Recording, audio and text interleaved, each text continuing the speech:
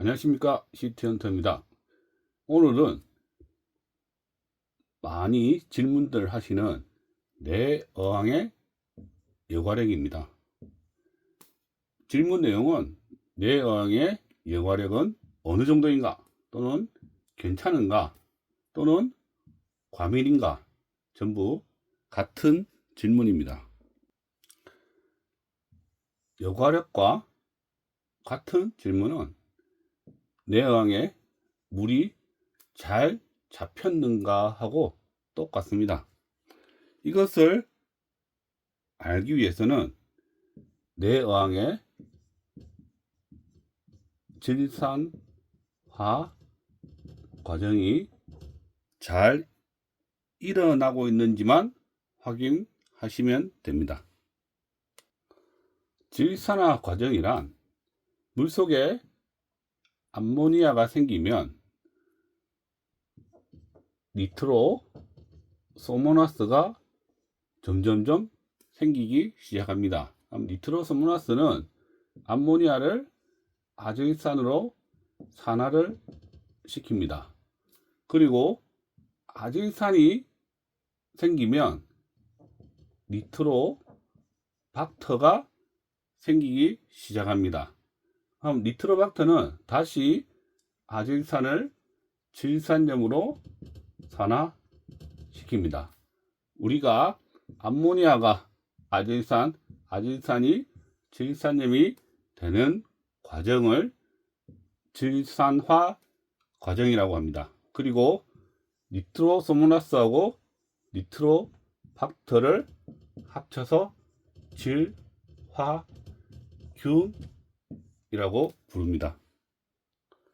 따라서 뇌어항의 여과력을 묻는다면, 현재 또는 물이 잘 잡혔는가를 질문하면 질산화 과정이 잘 일어나고 있는지 보시면 됩니다. 따라서 현재 질산화 과정이 잘 일어난다면 암모니아 0, 아제이산 0, 질산염만 검출이 될 것입니다.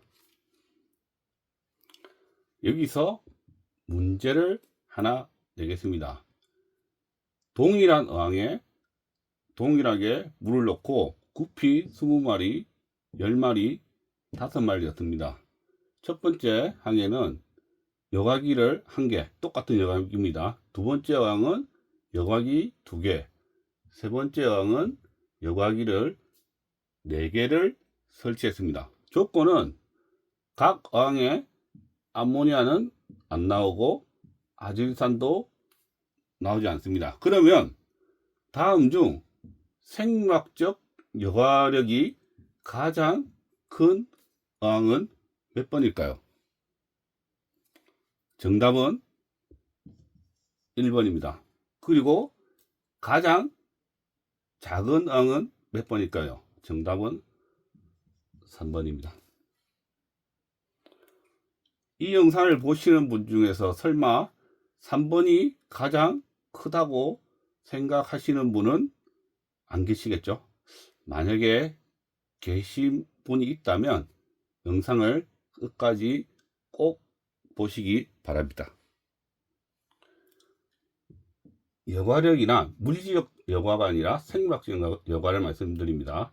여과력이란 여과기의 개수에 비례하는 게 아니라 질화균하고 비례를 합니다. 그러면 질화균은 뭐하고 비례할까요?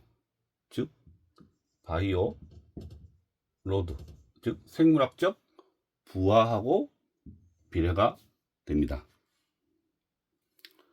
1번 어항을 보시면 20마리가 발생시키는 암모니아를 0으로 만들기 위해서 이 여과력이 있는 거고요.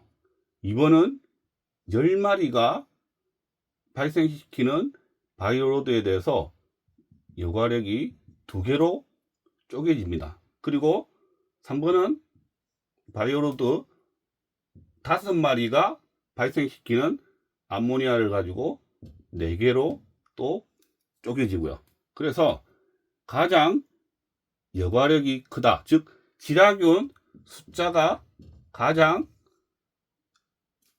여과기에 많은 항은 1번입니다. 그리고 가장 적은 항은 3번이고요.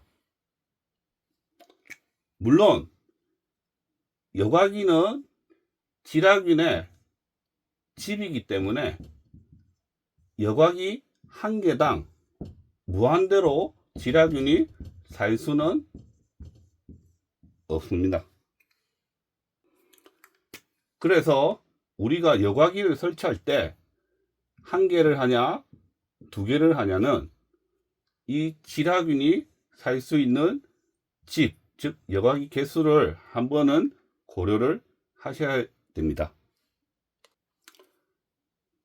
자, 그림을 보시면 30배럭에 여과기는 한 개가 달려 있고요. 구피가 20마리가 있습니다. 그리고 두 자강폭에 30배럭에 달린 동일한 여과기가 한 개가 달려 있습니다.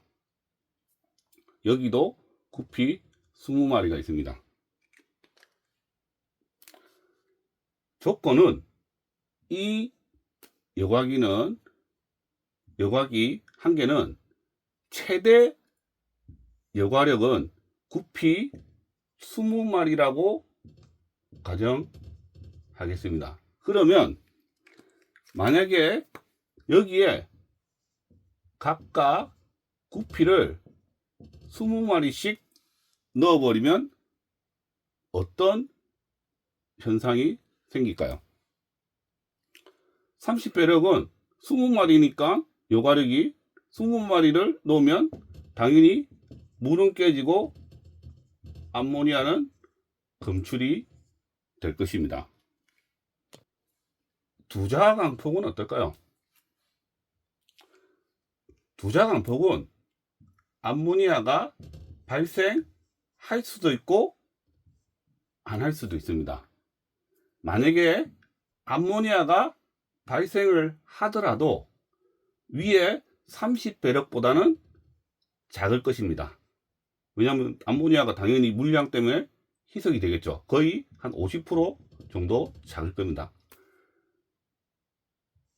그리고 암모니아 농도가 발생을 안 할 수도 있습니다. 왜?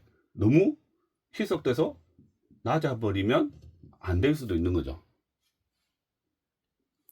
따라서 내어항의 여과력을 계산할 때는 어항 크기, 즉 물량도 하나의 변수가 될 수 있습니다. 내어항의 여과력을 측정할 때 아니면 질문할 때 어떤가요 했을 때 보통 일반적으로 사람들은 고기의 활성도 또는 물냄새를 맡아보고 뭐 흙냄새다 아니면 냄새가 안 나면 여과력이 충분하다 이렇게 경험적으로 알 수는 있습니다. 그러나 저는 물생활은 과학이라고 생각합니다. 따라서 객관적이고 정확한 게 알 수 있는 방법은 암모니아, 아질산, 질산염 테스트를 해서 암모니아 0, 아질산 0, 질산염만 검출이 되는지 안 되는지만 확인하시면 됩니다. 많은 분들이 질산화 과정 또는 이 물잡이를 확인하기 위해서 테스트를 하고는 있는데요. 이 테스트 검사 결과가 나오더라도 이게 과연 맞는지 틀린지 돌아가고 있는지가 좀 헷갈릴 때가 있습니다. 그래서 지금은 경우의 수를 한번 보겠습니다. 처음부터 암모니아가 있다면, 즉 소위량이나 암모니아를 직접적으로 넣어줬을 때 있는 게 0이 되는지만 확인하시면 됩니다. 그러면 최소한 암모니아가 아질산까지는 같다고 보셔도 됩니다.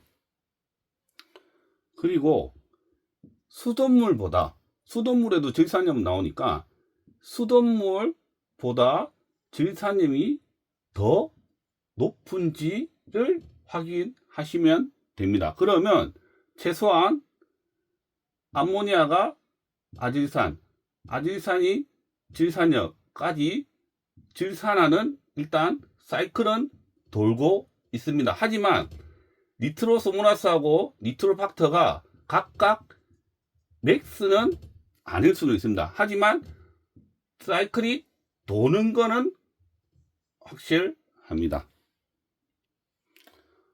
원래 사이클처럼 암모니아가 생기고 없어지고 아질산이 생기고 없어지고 질산염만 이렇게 올라가는 정상적인 여과 사이클이 형성되면 별로 어려운 게 없는데요. 그래서 사람들이 아질산 테스트를 해서 아질산이 있으면 다행, 검출이 안 되면 엄청 당황합니다.